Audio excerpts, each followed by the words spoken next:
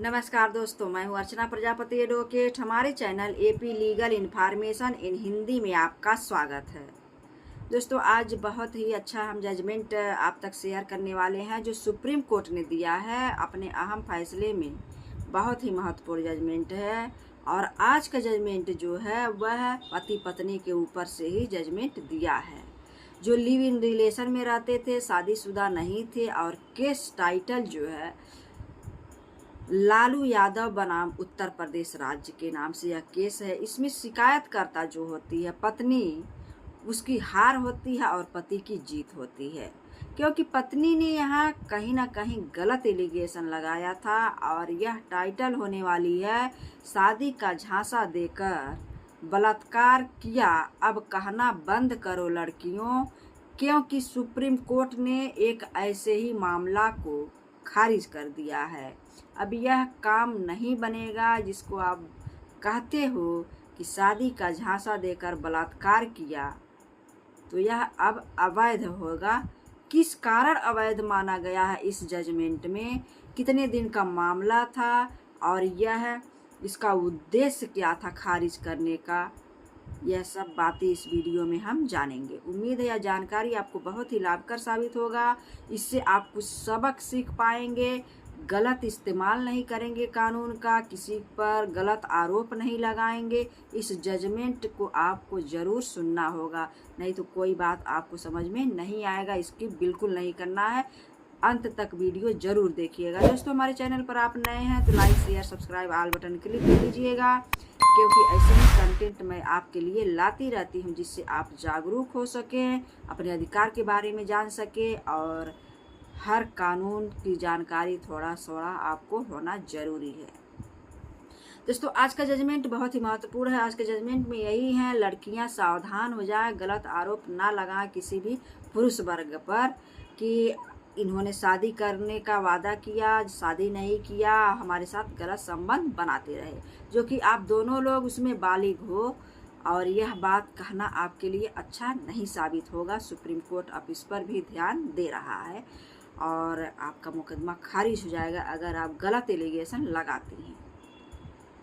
दोस्तों, इस जजमेंट में बहुत ही महत्वपूर्ण फैसला यह है कि कानून का दुरुपयोग इसमें किया गया था, उसको रोकने के लिए सुप्रीम कोर्ट ने इसको खारिज कर दिया। यह मामला था लालू यादव बनाम उत्तर प्रदेश राज्य का मामला था और यह जो है कहाँ से शुरू होता है आइए हम जानते हैं। यह जजमेंट जान लीजिए कब का, 10 महीना 16 तारीख महीना 10 2024 का जजमेंट है। सुप्रीम कोर्ट ने यह जजमेंट दिया हुआ लालू यादव बनाम उत्तर प्रदेश राज्य का यह मामला है। यह मामला क्या था?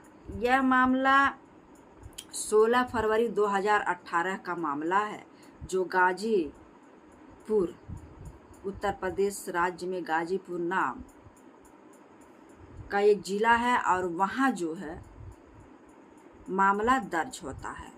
16 अक्टूबर 2018 का मामला है और गाजीपुर का मामला है, जहां थाने का नाम नंदपुर है। नंदपुर में एफआईआर दर्ज कराया जाता है और उस एफआईआर को जब दर्ज कराया जाता है तो इसमें शिकायतकर्ता ने क्या क्या आरोप लगाया था आइए हम जानते हैं।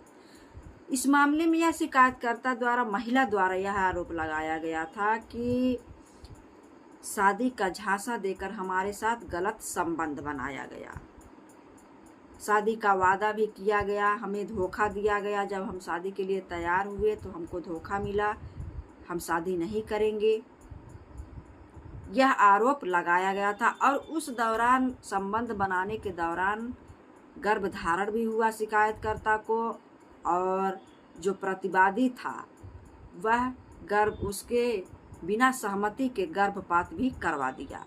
यह एलिगेशन लगाया गया था। तो इसमें धारा यही बनता है, गर्भपात करवाने से संबंधित धारा 313 आईपीसी की।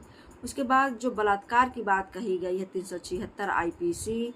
उसके बाद जो बहला फुसला कर यानी वादा किया गया, झांसा दिया गया 393 आईपीसी। ये सारा धारा उस पर लगाए गए थे जो संज्ञेय धारा में आते हैं, इस पर लगाए गए थे। तो यह क्या हुआ, जो लालू यादव था, वह FIR जब पढ़ता है, मामला वहीं से शुरू होता है, तो वह क्या करता है, शिकायतकर्ता की बात जब FIR में जो लिखा गया है, एलिगेशन लगाया गया, उसको चुनौती देता है हाई कोर्ट में। जो रीट दाखिल करने की शक्ति जो 226 आर्टिकल 226 में दिया गया भारत के संविधान में, वहाँ यह उस FIR को चुनौती देता है हाई कोर्ट में। हाई कोर्ट या अपील के माध्यम से सुप्रीम कोर्ट में यह मामला ट्रांसफ़र कर देता है। जब हाई कोर्ट यह मामला देखता है, यह संज्ञान उसके मुकदमा को खारिज नहीं करता है और उसके मुकदमे को बरकरार रखता है और अपील के माध्यम से हाई कोर्ट जो है सुप्रीम कोर्ट में इसको फॉरवर्ड कर देता है, ट्रांसफ़र कर देता है।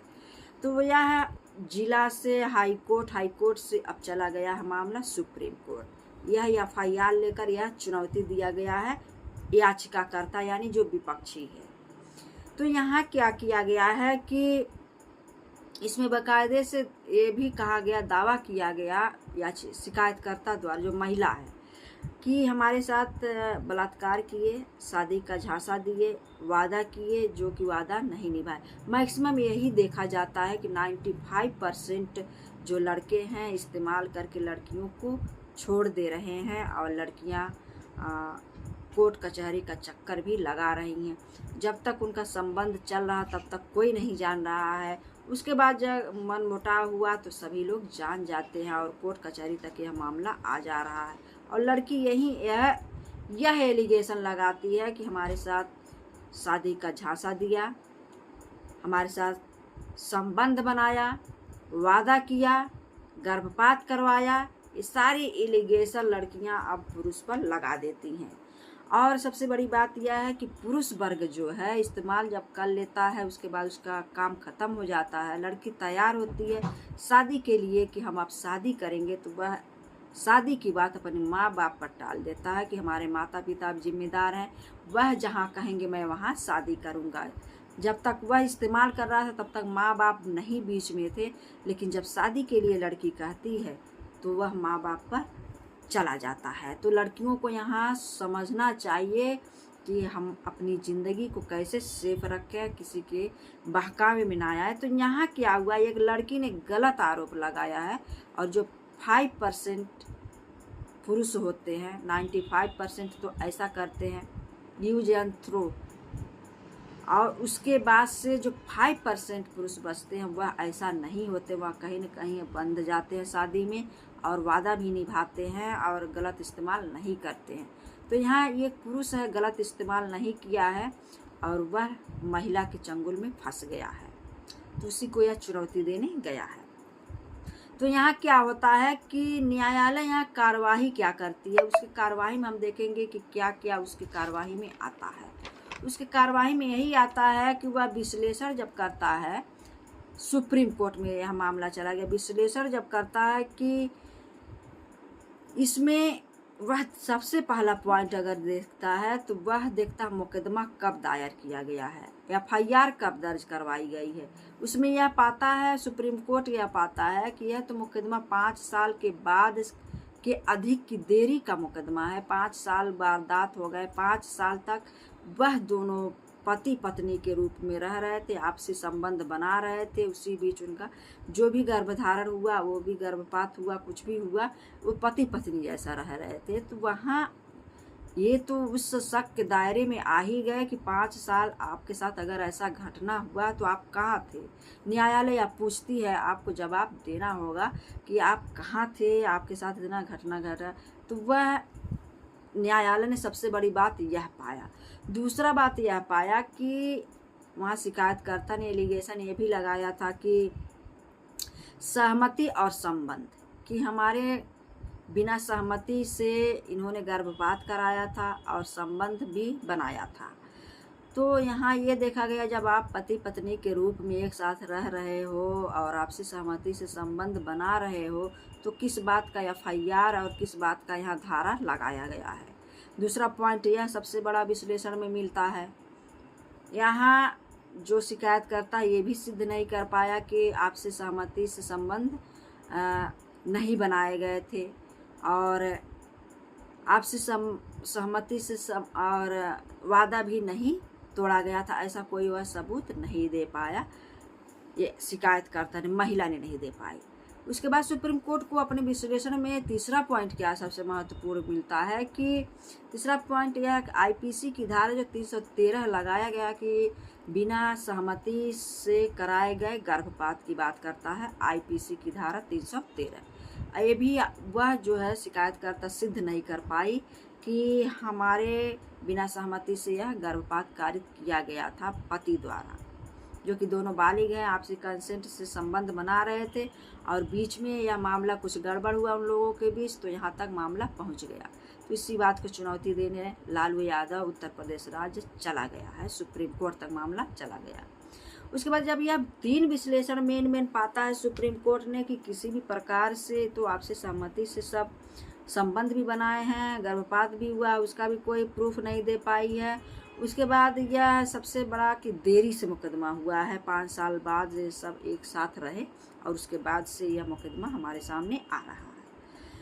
तो सुप्रीम कोर्ट यहाँ क्या करता है, सारे विश्लेषण को जब देख लेता है तो वहाँ अपने निर्णय में क्या कहता है कि 376 की बात जहाँ आई है, जहाँ धारा लगाया गया है, बलात्कार का धारा जहाँ लगाया है कि शादी का झांसा देकर किया गया बलात्कार का जो लगाया गया है धारा 376 की, तो प्रथम दृष्टया कोई उसका रोल ही नहीं है, क्योंकि वह जो भी संबंध बनाए गए थे आपसी सहमति से बनाए गए थे, जिसका नाम बलात्कार दे दिया गया था। जो आपसी सहमति से बनता है उसका बलात्कार नाम नहीं होता है, वह कंसेंट होता है। दोनों बालिग थे, कंसेंट दिए तो आपसी सहमति से उन्होंने संबंध बनाया, तो वहाँ 376 की बात ही नहीं आती है, वहाँ वह खारिज हो जाता है, समाप्त हो जाता है।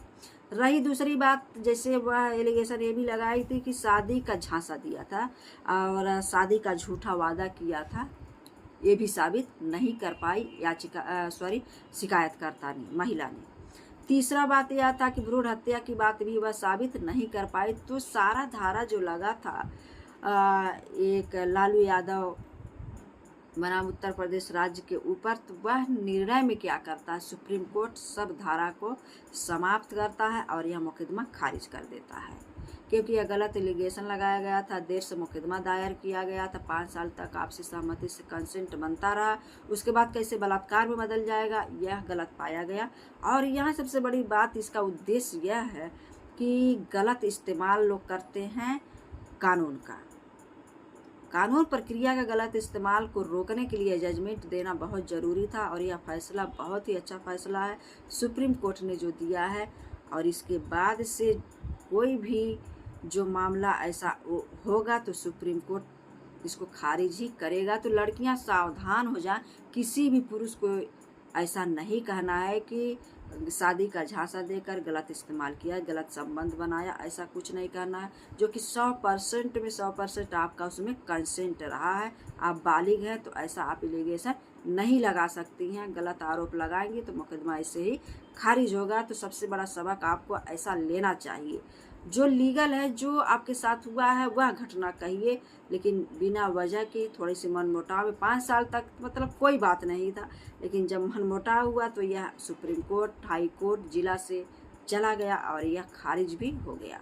तो इससे आपको सबक लेना चाहिए, गलत इस्तेमाल मत करिए कानून का, किसी को गलत मत फंसाइए, उसके जीवन चरित्र और सामाजिक स्तर को मत गिराइए, ऐसा नहीं करना है। हमारा कानून जो बैठा है न्याय करने के लिए बैठा है। तो आज का जजमेंट यही था। उम्मीद है यह जजमेंट आपको बहुत ही अच्छा लगा होगा, इससे आप कुछ सीख पाए होंगे। नेक्स्ट जजमेंट या वीडियो का आप ऐसे ही इंतज़ार करिए। जय हिंद, जय भारत।